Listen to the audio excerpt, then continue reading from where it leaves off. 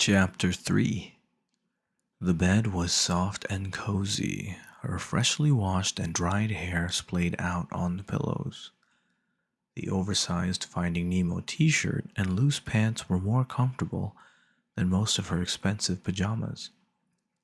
The room was dark, save for the dim nightlight creating a perfect sleepy ambiance.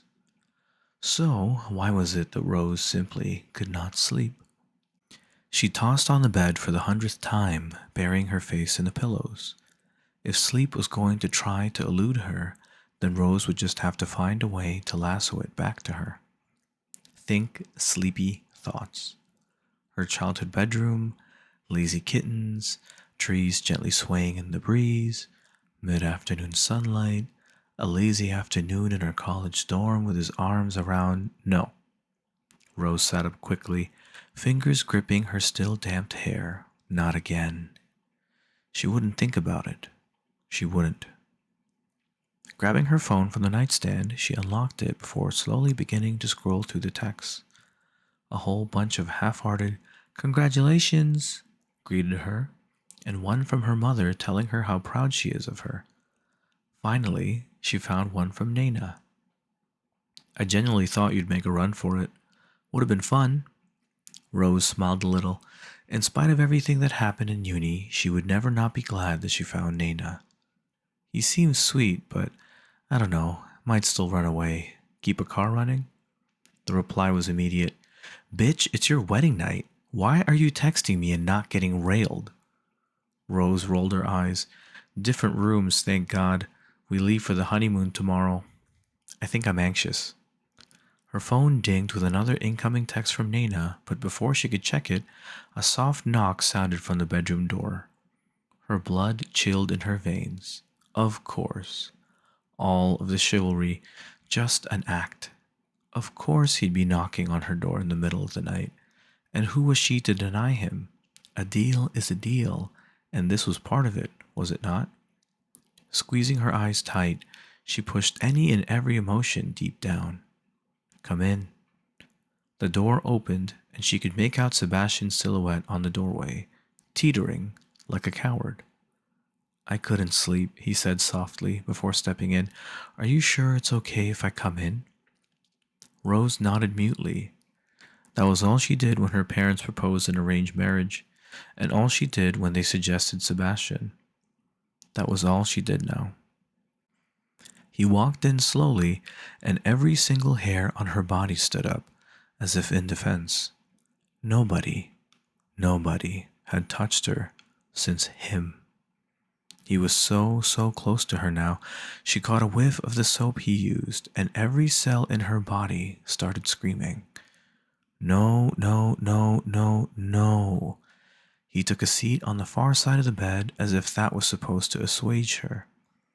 Nobody had touched her since him, and nobody would. "I will not sleep with you." The words tumbled out of her mouth before she could stop them. Her eyes widened, caught off guard by her own self. "What?" Sebastian's voice was incredulous, confused. Rose didn't say anything else, choosing instead to quietly pull up her knees against her chest. "Rosaline, Jesus, I'm sorry if that's the impression I gave," he said, sounding so sincere that for a second Rose doubted herself.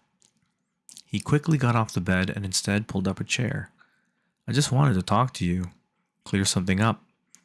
It was weighing on my mind, and I couldn't sleep until I talked it out with you. That's all. I'm really sorry. If you want me to go, I'll leave immediately." Rose studied him for a long moment before nodding slowly. "You can stay. Only to talk."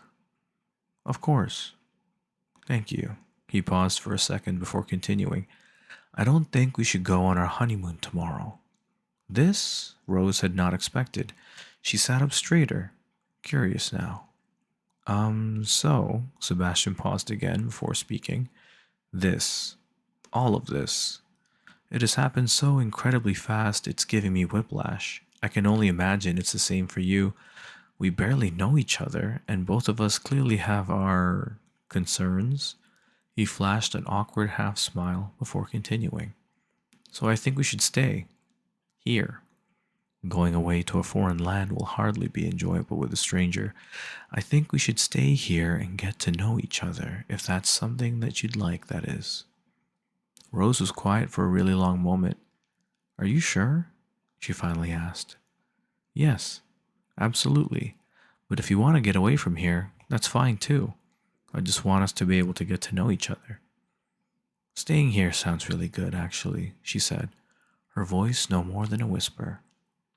I'm glad, he breathed. Again, I'm really sorry about all this. I'll get going now. If you need me, feel free to barge in, he paused before flashing her a grin. As long as you promise not to sleep with me. A soft, breathy laugh sputtered out of Rose. I'm sorry about that. You're right. All of this has been a lot. I know, he said, before heading towards the door. Good night, Rosaline. Rose, she corrected. I prefer Rose. Rose it is then. Good night, Rose. Good night again, Sebastian. The door shut close and Rose sank back into her pillows, unsure of what to feel.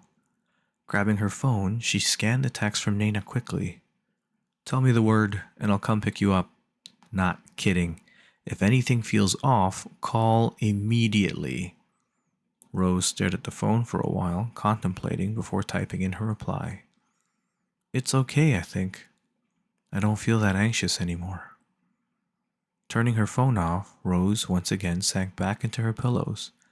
But unlike before, sleep gripped her almost immediately, pulling her into a world of sun-soaked afternoons and a blue-eyed boy who would haunt her forever.